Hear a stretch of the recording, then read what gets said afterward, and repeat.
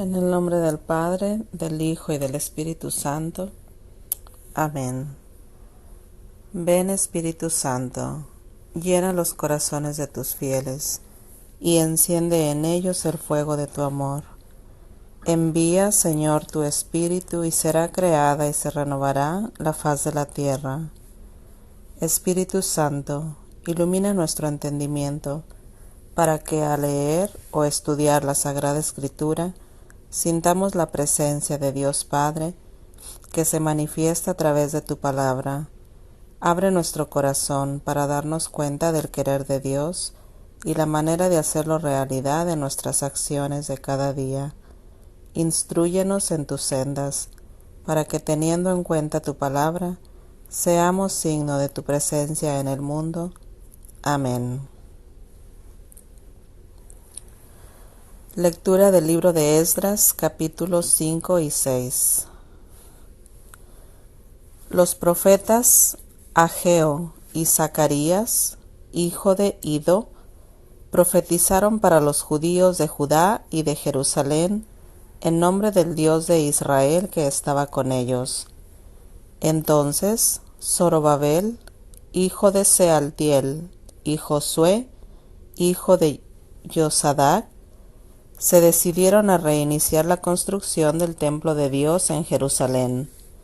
Los profetas de Dios estaban con ellos y los apoyaban. Fueron a verlos entonces Tatenai, gobernador de la provincia al otro lado del río, Setar-Boznai y sus colegas. Les preguntaron: ¿quién les dio permiso para reconstruir ese templo y poner esos tijerales? Denos los nombres de los que trabajan en esta obra. Pero Dios cuidaba a los ancianos de Judá, pues mientras se enviaba un informe a Darío y se aguardaba su respuesta, no se los obligó a suspender el trabajo. Esta es la copia de la carta que escribieron al rey Darío Tatenai, gobernador de la provincia más allá del río, Setar-Boznai, sus colegas y los responsables de la provincia. Salud, rey Darío. Ha de saber el rey que fuimos a la provincia de Judá, al templo del gran Dios. Se lo construye con piedras talladas y con una armazón de madera puesta sobre el muro. La obra se hace cuidadosamente y va avanzando bien, merced a su trabajo. Interrogamos a los ancianos y les planteamos esta pregunta: ¿quién los autorizó a reedificar ese templo y a restaurar ese santuario? Les pedimos también su nombre y anotamos por escrito los nombres de los responsables para comunicártelos. Esta fue la respuesta que nos dieron: nosotros somos los servidores del Dios del cielo y de la tierra, y reconstruimos el templo que fue edificado hace muchos años. Un gran rey de Israel lo edificó y terminó. Pero como nuestros padres provocaron la cólera del Dios del cielo, éste los dejó caer en manos de Nabucodonosor, rey de Babilonia, el caldeo. Demolió este templo y se llevó al pueblo desterrado a Babilonia. Sin embargo, en el primer año del reinado de Ciro, rey de Babilonia, éste dio su autorización para reconstruir este templo de Dios. El rey Ciro mandó buscar los objetos de oro y plata del templo de Dios que Nabucodonosor había traído de Jerusalén y depositado en el templo de Babilonia. Se los pasó a Sesbassar, a quien nombró gobernador, diciéndole: toma estos objetos y devuélvelos al templo de Jerusalén y reconstruye el templo de Dios en el mismo lugar que tenía antes. Sesbassar vino entonces, puso los cimientos del templo de Dios en Jerusalén, y desde ese día hasta ahora la construcción prosigue sin que haya terminado todavía. Por eso, si el rey está de acuerdo, ordene buscar a la casa de los tesoros del rey, allá abajo en Babilonia, si es que hubo una autorización del rey Ciro para reconstruir ese templo de Dios en Jerusalén, y el rey nos dirá cuál es su dictamen al respecto. Entonces el rey Darío ordenó que se hicieran las averiguaciones en la sala de los tesoros, donde se conservan los archivos de Babilonia, en la ciudad fortificada de Ecbatana, en la provincia de los Medos. Se descubrió un rollo en el que estaba escrito esto: el primer año del rey Ciro, el rey Ciro dio esta orden con respecto al templo de Dios en Jerusalén. El templo será reconstruido, y será un lugar para ofrecer sacrificios. Se pondrán sus cimientos, su altura será de 30 metros, y su ancho de 30 metros. Habrá 3 bases de piedra por una de madera. Los gastos serán costeados por el palacio real. Los objetos de oro y de plata del templo de Dios, que fueron arrebatados por Nabucodonosor y traídos a Babilonia, serán devueltos. Serán depositados en la casa de Dios, y cada uno de ellos recuperará su lugar en el templo de Jerusalén.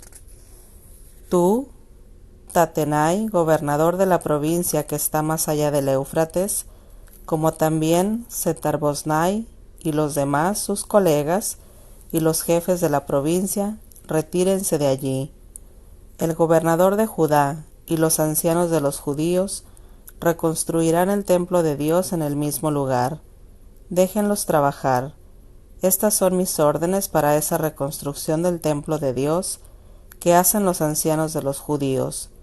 Ustedes cubrirán los gastos de esos hombres escrupulosa y regularmente con la parte de los impuestos de la provincia que deben al tesoro real. Proporcionarán cada día sin falta, según lo indiquen los sacerdotes de Jerusalén, todo lo que sea necesario para los holocaustos que se ofrecen al Dios del cielo: novillos, carneros y corderos, trigo, sal, vino y aceite. Ellos ofrecerán sacrificios de agradable olor al Dios del cielo y orarán por la vida del rey y de sus hijos. Además, ordeno esto: si alguien desobedece esta orden, arrancarán una viga de su casa, lo amarrarán a esa viga y su casa será transformada en un montón de escombros. Que el Dios, cuyo nombre habita en el templo de Jerusalén, arrase con cualquier rey o cualquier pueblo que quiera destruir esa casa. Menospreciando este decreto, yo, Darío, he dado esta orden, la que será ejecutada al pie de la letra. Tetanai, gobernador de la provincia de más allá del Éufrates, Setar-Boznai y sus colegas hicieron exactamente lo que el rey Darío había ordenado. Los ancianos de los judíos prosiguieron la reconstrucción y la obra avanzó rápidamente gracias al profeta Ageo y a Zacarías, hijo de Iddo. Lo edificaron y lo terminaron conforme a las órdenes del Dios de Israel y a las de Ciro y Darío. El templo de Dios fue terminado el tercer día del mes de Adar, en el 6º año del reinado de Darío. Los israelitas, los sacerdotes, los levitas y los demás desterrados hicieron una gran fiesta para la consagración de ese templo de Dios. Trajeron para la consagración del templo 100 toros, 200 carneros y 400 corderos. Ofrecieron 12 chivos como sacrificio por el pecado, en nombre de todo el pueblo, según el número de las tribus de Israel. Dispusieron a los sacerdotes según sus grupos y a los levitas según sus clases para asegurar el servicio de Dios en Jerusalén, tal como está escrito en el libro de Moisés. Los que habían sido desterrados celebraron la Pascua el día 14 del primer mes. Todos los levitas se habían purificado, estaban puros, e inmolaron la Pascua para todos los desterrados, para sus hermanos sacerdotes y para ellos mismos. Los israelitas, que habían vuelto del destierro, comieron la Pascua, y junto con ellos todos los que habían renunciado a las prácticas impuras de los paganos del país para buscar a Yahvé, Dios de Israel. Celebraron con alegría durante 7 días la fiesta de los panes sin levadura, porque Yahvé los había colmado de alegría, pues habían tornado favorable para ellos el corazón del rey de Asiria, quien había venido en su ayuda para construir el templo de Dios, del Dios de Israel. Palabra de Dios. Te alabamos, Señor. Lectura del libro de los Proverbios, capítulo 14. La sabiduría construye la casa, la estupidez la destruye con sus propias manos.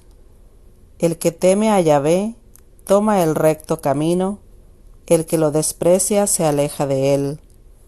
Las palabras del insensato le traen la represión, lo que dice el sabio trabaja por él.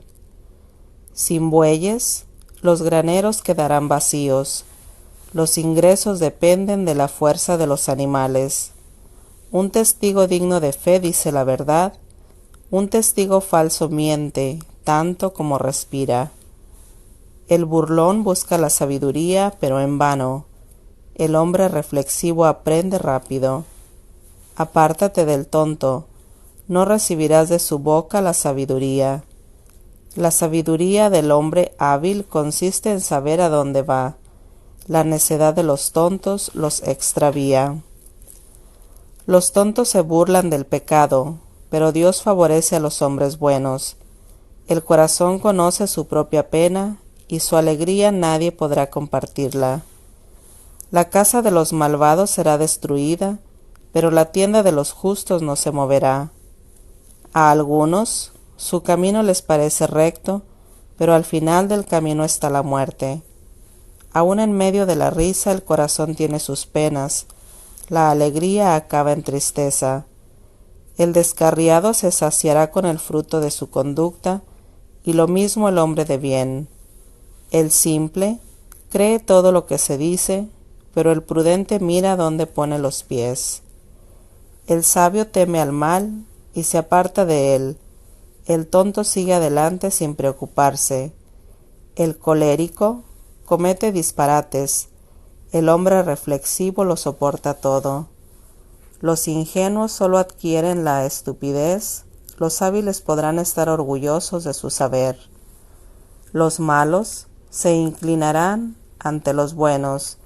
Los pecadores esperarán junto a la puerta del justo. El pobre le causa fastidio a su mismo vecino, mientras que el rico tiene muchos amigos. El que desprecia a su prójimo comete un pecado. Feliz el que tiene piedad de los desgraciados. ¿No han perdido su camino los que maquinan el mal? ¿Acaso no se topará con la bondad y la fidelidad del que busca el bien? Todo trabajo tiene su recompensa, pero lo que se queda en palabras lleva a la miseria. La riqueza será la corona de los sabios, y el tonto se quedará con su estupidez. Un testigo veraz salva vidas, el marullero prefiere mentiras. El que teme a Yahvé tiene un apoyo firme, sus hijos podrán confiar en él. El temor de Yahvé es fuente de vida, a uno lo libra de los lazos de la muerte. Un pueblo numeroso es la gloria de su rey, cuando faltan los súbditos es la ruina del soberano. El que demora en enojarse da muestra de inteligencia, el que no se domina manifiesta su locura. La paz del corazón fomenta la salud, pero la envidia corroe los huesos. El que oprime al pobre insulta a su Creador. El que tiene piedad de los indigentes le rinde homenaje. Al malvado lo derriba su propia malicia. El justo está seguro hasta la muerte. La sabiduría habita en los hombres de buen criterio, la estupidez se encuentra entre los insensatos. Una nación crece por la justicia, el pecado es la vergüenza de los pueblos. El servidor inteligente será apreciado por el rey, pero el incapaz se hace acreedor de su cólera.